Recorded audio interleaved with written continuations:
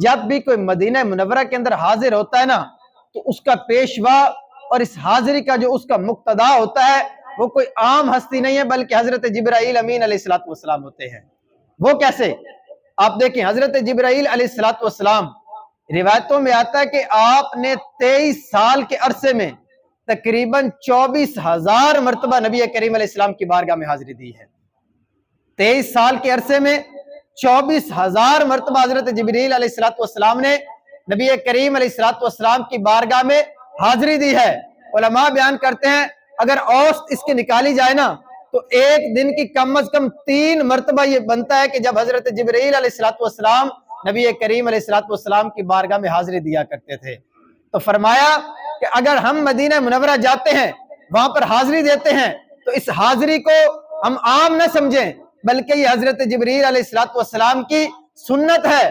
وہ بار بار نبی کریم علیہ السلام کی بارگاہ میں حاضری دیا کرتے تھے۔ سیدی اعلیٰ حضرت امام احمد رضا خان رحمت اللہ علیہ آپ نے بڑا پیارا اس موقع پر شعر لکھا ہے، فرماتے ہیں کہ چمن طیبہ ہے وہ باغ، چمن طیبہ ہے وہ باغ کہ مرغ سدرا برسوں چہکتے ہیں جہاں بلبل شیدا ہو کر۔ اب اس کو آپ سمجھیے گا کہ اس کے اندر آپ نے عرض کیا ہے۔ فرماتے ہیں کہ مدینہ منورہ وہ باغ ہے، وہ چمن ہے جس پر حاضری دینے کے لیے حضرت جبرائیل علیہ السلام سال ہا سال حاضری دیتے رہے۔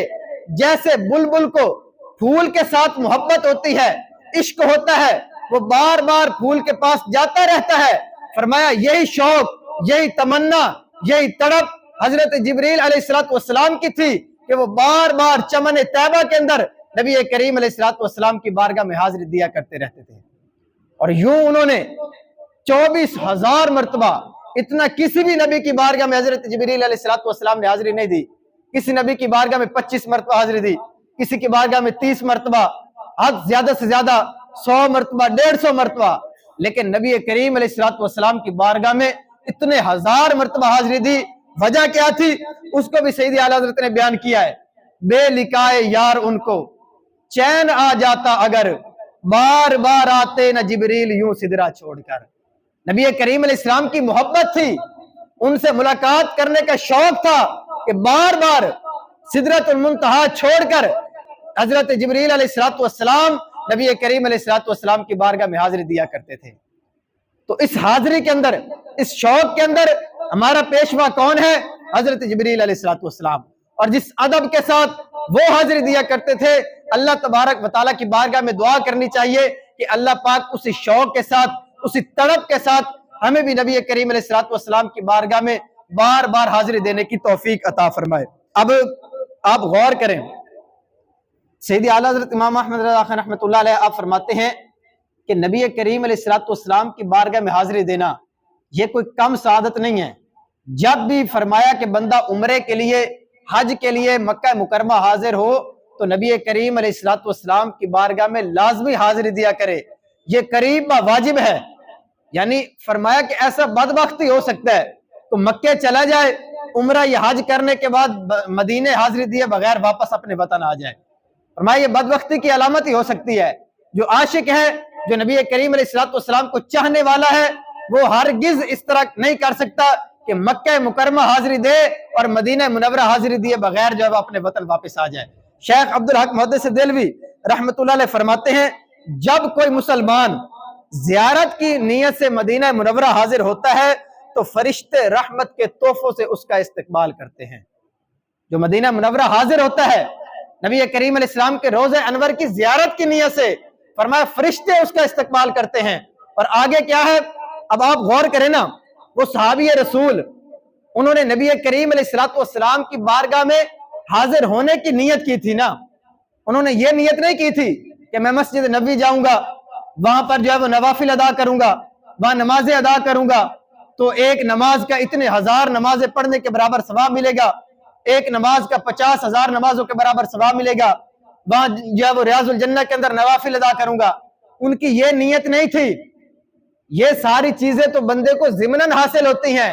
اصل مقصود کیا ہونا چاہیے کہ جب بھی مدینہ منورہ حاضر ہوں تو نبی کریم علیہ السلام کے روضہ انور کی زیارت کی نیت ہونی چاہیے کہ میں اپنے محبوب کی بارگاہ میں حاضر ہو رہا ہوں، میں نبی کریم علیہ الصلوۃ والسلام کے روضہ انور کی زیارت کروں گا، باقی ساری چیزیں ضمناً حاصل ہوں گی۔ نبی کریم علیہ الصلوۃ والسلام کی بارگاہ میں جب بھی حاضری دیں تو اس صحابی رسول کا عمل اپنے ذہن میں رکھ کر نبی کریم علیہ الصلوۃ والسلام کے روضہ انور پر حاضر ہونے کی نیت ہونی چاہیے۔ اور علماء بیان کرتے ہیں کہ اگر اس نیت کے ساتھ کوئی مدینہ منورہ جائے گا تو اس کو اللہ تبارک و تعالیٰ اسی کام پر اتنا زیادہ اجر و ثواب عطا فرما دے گا۔ فقط روضہ انور کی زیارت کی نیت سے وہاں حاضر ہونا یہ بھی اجر و ثواب کا کام ہے۔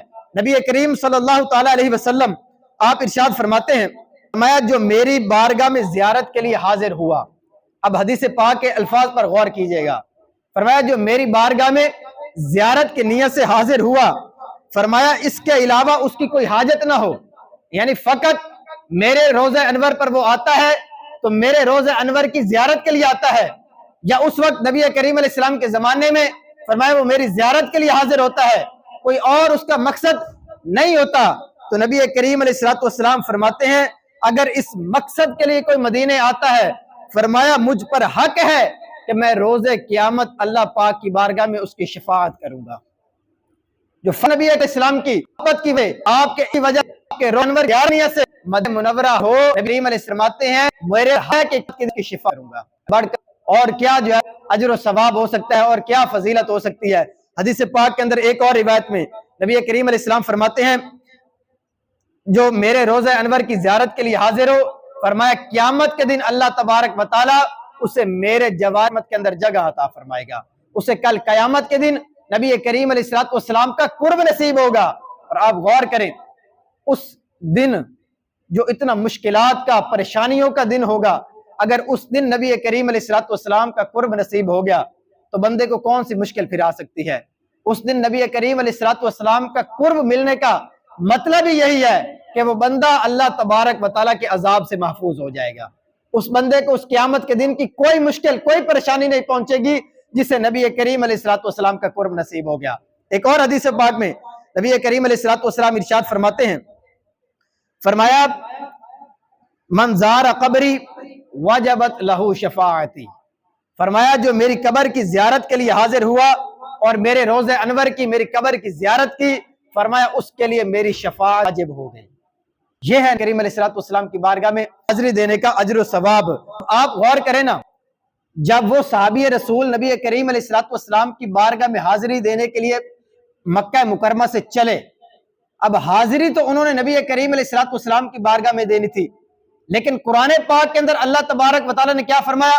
مہاجرن الی اللہ، جو اللہ کے رستے کی طرف ہجرت کرتا ہے، جو اللہ کی طرف ہجرت کرتا ہے۔ اب انہوں نے ہجرت تو نبی کریم علیہ السلام کی طرف کی تھی، لیکن اللہ تبارک و تعالیٰ نے ان کی اس ہجرت کو اپنی طرف ہجرت کرنا قرار دیا۔ تو علماء بیان کرتے ہیں اس سے پتہ چلا کہ نبی کریم علیہ الصلوۃ والسلام کی بارگاہ میں حاضری دینا دراصل اللہ تبارک و تعالیٰ کی بارگاہ میں حاضری دینا ہے۔ نبی کریم علیہ الصلوۃ والسلام کی بارگاہ میں اگر کوئی حاضر ہوتا ہے تو اس کا مطلب یہ ہے کہ نبی کریم علیہ الصلوۃ والسلام کے در پر جو پہنچ جائے گا وہ اللہ تبارک و تعالیٰ کی بارگاہ میں حاضر ہو جائے گا، اسے اللہ پاک کا قرب نصیب ہو جائے گا۔ سیدی اعلیٰ حضرت کیا بیان کرتے ہیں؟ خدا خدا کا یہی ہے در، نہیں اور کوئی مفر مکر، جو وہاں سے ہو یہیں آ کے ہو، جو یہاں نہیں وہ وہاں نہیں۔ فرمایا نبی کریم علیہ الصلوۃ والسلام کا در ہی اللہ تبارک و تعالیٰ کا در ہے، جو اس در پر آ گیا اسے اللہ تبارک و تعالیٰ کا قرب نصیب ہو جائے گا، اور وہ کوئی بھاگنے کی جگہ نہیں ہے۔ جس کو اس در سے نبی کریم علیہ الصلوۃ والسلام نے عطا کر دیا اسے اللہ تبارک و تعالیٰ بھی عطا فرما دے گا، اور جو اس در سے دھتکار دیا گیا فرمایا وہ اللہ تبارک و تعالیٰ کے در سے بھی دھتکار دیا جائے گا، وہ اللہ پاک کی بارگاہ میں مقبول نہیں ہوگا۔ جو یہاں مقبول ہو جائے گا اپنے محبوب کے صدقے اللہ تبارک و تعالیٰ بھی اسے مقبول فرما دے گا۔ یہ ہے نبی کریم علیہ الصلوۃ والسلام کے روضہ انور پر زیارت کے لیے حاضر ہونے کی اور وہاں پر جانے کی جو فضائل ہیں قرآن و حدیث کے اندر اتنے زیادہ بیان کیے گئے ہیں۔ ہم غور کریں، اگر اللہ پاک نے ہمیں وسعت دی ہے تو نبی کریم علیہ الصلوۃ والسلام کی بارگاہ میں حاضری دیں۔ نبی کریم علیہ الصلوۃ والسلام کی محبت کی وجہ سے، آپ کے عشق کی وجہ سے یہ تڑپ ہمارے سینے میں ہونی چاہیے کہ اللہ تبارک و تعالی ہمیں یہ موقع عطا فرمائے تو ہم نبی کریم علیہ الصلوۃ والسلام کی بارگاہ میں حاضری دیں۔ آگے سنیے، اب کثیر احادیث اس بارے میں ملتی ہیں، اب بندہ مطالعہ کرتا جائے، قرآن پاک کی آیت آپ نے سنی، احادیث آپ نے سنی کہ اگر بندہ نبی کریم علیہ السلام کی بارگاہ میں حاضری دے، آپ کے روضہ انور کی زیارت کرے، تو اللہ تبارک و تعالیٰ کتنا اجر و ثواب عطا فرماتا ہے۔ اور خالصتاً نیت کیا ہونی چاہیے کہ میں نبی کریم علیہ السلام کے روضہ انور کی زیارت کے لیے جا رہا ہوں، باقی سارے فضائل ضمناً مل جائیں گے۔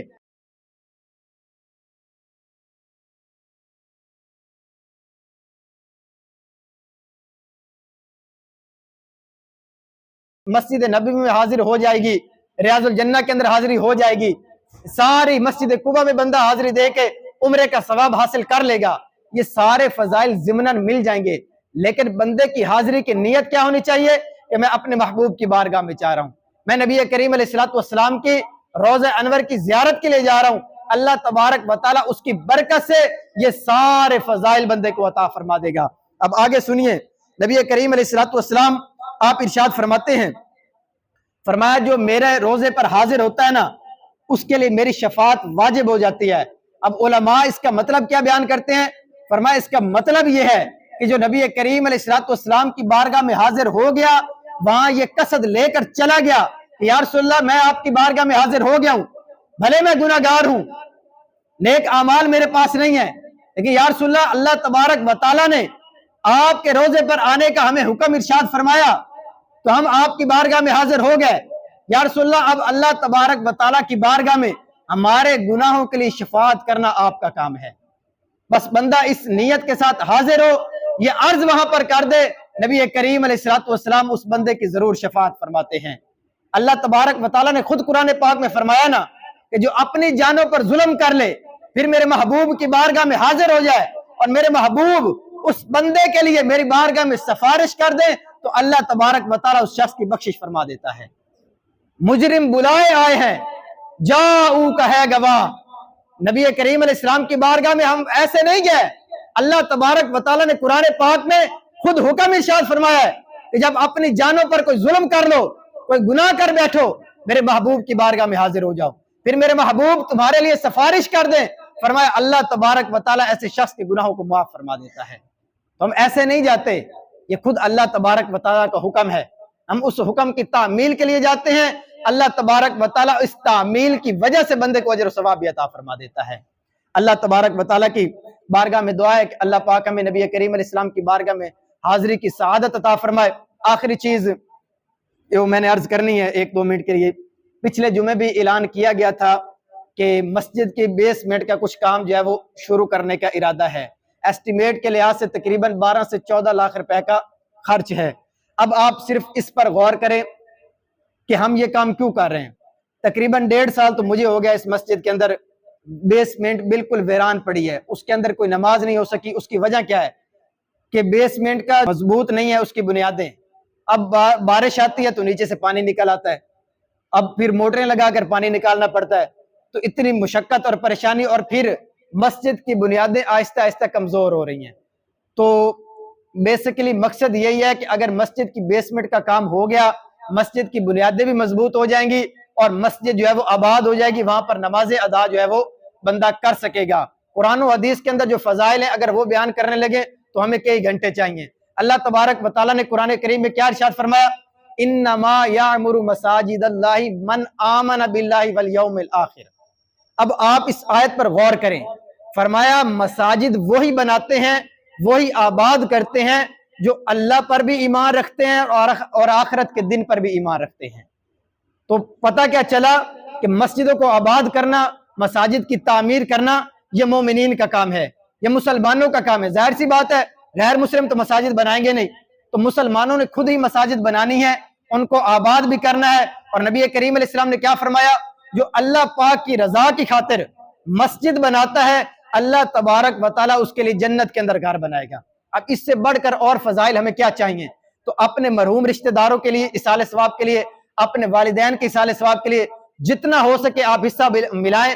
اب اس کے لیے ہمیں بار بار اعلان کرنے کی ضرورت پیش نہیں آنی چاہیے۔ ایسے افراد موجود ہیں جن کو اللہ پاک نے نوازا ہے، تو اپنے اس مال میں سے اللہ پاک کے راستے میں خرچ کریں۔ نبی کریم علیہ السلام نے کیا فرمایا کہ جب بندہ فوت ہوتا ہے، اعمال سارے ختم ہو جاتے ہیں، 7 अमाल नबी करीम अलैहिस्सलाम ने इरशाद फरमाए जिनका सवाब कब्र के अंदर भी बंदे को मिलता रहता है, उनमें से एक मस्जिद की तामीर भी है। तो आप मस्जिद की तामीर करें, उसमें हिस्सा मिलाएं, तो ये सदका जारिया है। आप इस दुनिया से चले जाएंगे, लोग जो है वो नमाजें अदा करते रहेंगे, तो इसका सवाब कब्र के अंदर आपको जो है वो मिलता रहेगा। जो अफराद मौजूद हैं अपने हाथ से इस काम में जो है वो हिस्सा मिला के जाएं, ताकि जो है वो अपने हाथों से हम अपनी इस जिंदगी के अंदर ही अपनी कब्र के लिए कुछ हिस्सा जो है वो मिला के जाएं। बार बार जरूरत पेश नहीं आनी चाहिए। कोई बंदा पैसे देना चाहता है, सीमेंट बजरी कोई भी चीज इस तरह की देना चाहता है, तो वो इंतजामिया के साथ राब्ता कर ले और इस काम को जो है वो कोशिश करे कि जल्द अज जल्द ये मुकम्मल हो जाए और बेसमेंट आबाद हो, वहां पर नमाजें अदा की जाएं। अल्लाह तबारक व तआला हमें अमल करने की तौफीक अता फरमाए।